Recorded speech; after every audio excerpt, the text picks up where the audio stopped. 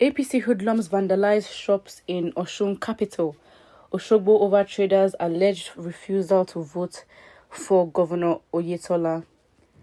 Some traders on Old Galaxy Road in Osogbo are counting their losses after the Osun state governorship election that was held on Saturday. Thugs suspected to be members of the ruling APC were reported to have attacked and destroyed their shops for voting for the PDP candidate Ademola Adeleke. Adeleke defeated incumbent Governor Gboyega Oyetola of the APC in the keenly contested poll. The Nigerian Civil Society Situation Room had described the poll as the most peaceful election in the history of Nigeria, saying that there was no report of violence in all the areas monitored. However, in a video that went viral on Monday, Sahara reporters saw that some traders who had shops in Old Galaxy, Osogbo, lamenting the destruction of their business shops for voting for the PDP candidate in the election. The voice in the video, which showed the destroyed shops, said, "This is where we are trading just to survive for a living, the Igbos in Old Galaxy. We are not partisan," and they said that the reason they are breaking our shops, is because we are part of the PDP and that we are the people that voted PDP to win. Yes, we can cast our votes and make our choice. I don't know the reason why they should attack and destroy our businesses because we have every right to exercise our franchise. I do not see the reason why it would be like this, destroying Igbo shops. Okay, now, when you look at the headline, you would assume that it's just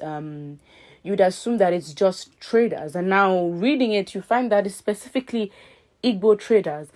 And again, what's this hate towards Igbo people? I don't understand. There really must be a hate, like a prejudice, like a deep-rooted rivalry, complex. I do not understand. First of all, you should not really reveal your votes to anybody. I don't know why they'd assume that it's Igbo traders and they chose to vote for PDP. Why do you assume that? And if anything, whoever you're voting for, it should be confidential. No one has any right to ask you, even after you voted for whoever.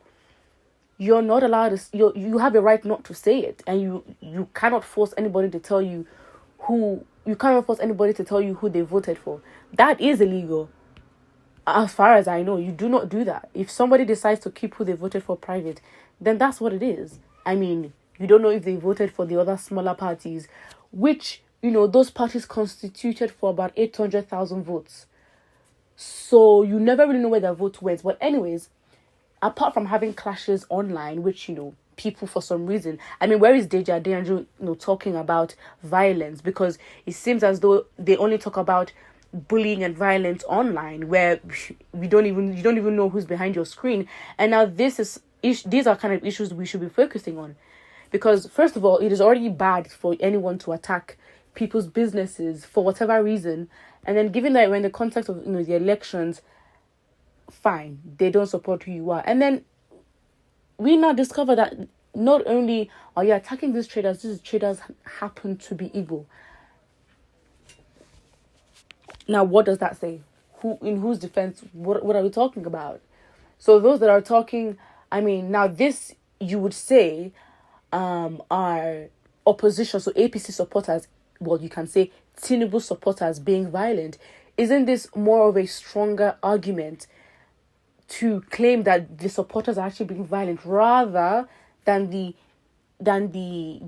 narrative being pushed that it's Peter Obi supporters that are being violent? This basically goes out to Deji Adeyanju and obviously Reno Mockery, 100%, complaining up and down and falsely accusing supporters. Look, the APC, if this is, again, these are attacks by APC people, supporters, I guess, who they said are destroying shops because they voted for PDP. Who would do that? Of course, it's an opposition. So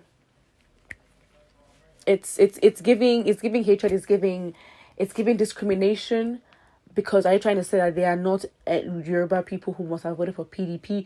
You never really know why, because these things are confidential and private. At the end of the day, only government should have access to the statistics, and the government should be the ones to reveal the statistics of those that are voting and where they actually came from. But then that should be later on. At the end of the day, whether it's a day after the election or 10 years after an election, you have no right to ask somebody who they voted for. If they choose to tell you, fine. If they choose not to tell you, you cannot keep asking or trying to get it out of them, let alone destroy their property because they did not vote for your candidates. Now, that is backwards. Simple. And I don't know when that is going to change. I mean, that it needs to change. I mean, that's pretty bad. I think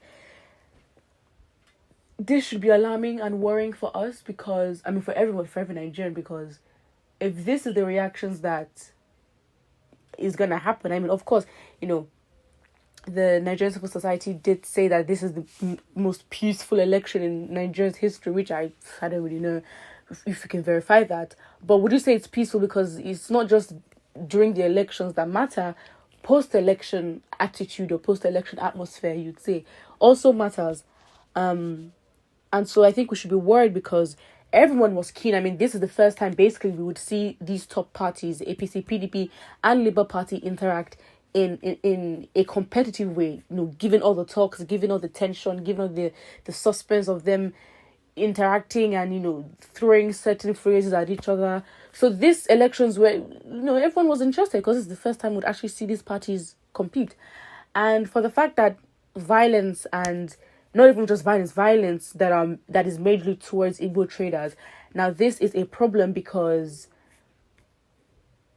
for the first time, we would actually see a well-rounded competitive election, not where because one party seems like they're winning, another party just, gives up, or a group of people deciding, our party's not going to win anyway. But in this time, I think it will be very competitive because people are willing to back their supporters till the end. We should obviously not make it a thing of being a fan and being and standing for somebody. Again, at the end of the day, we are just recruiting who is best to work for us, if we're going to put it in simple terms.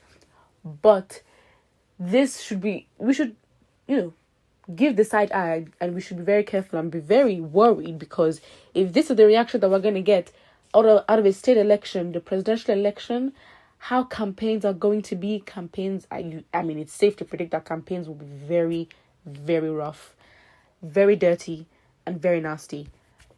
Given the fact that, again, we are in a democracy, we do have our constitution. Well, you can argue what the constitution is, but we do have these parameters. However, you can say that there are no rules to this game.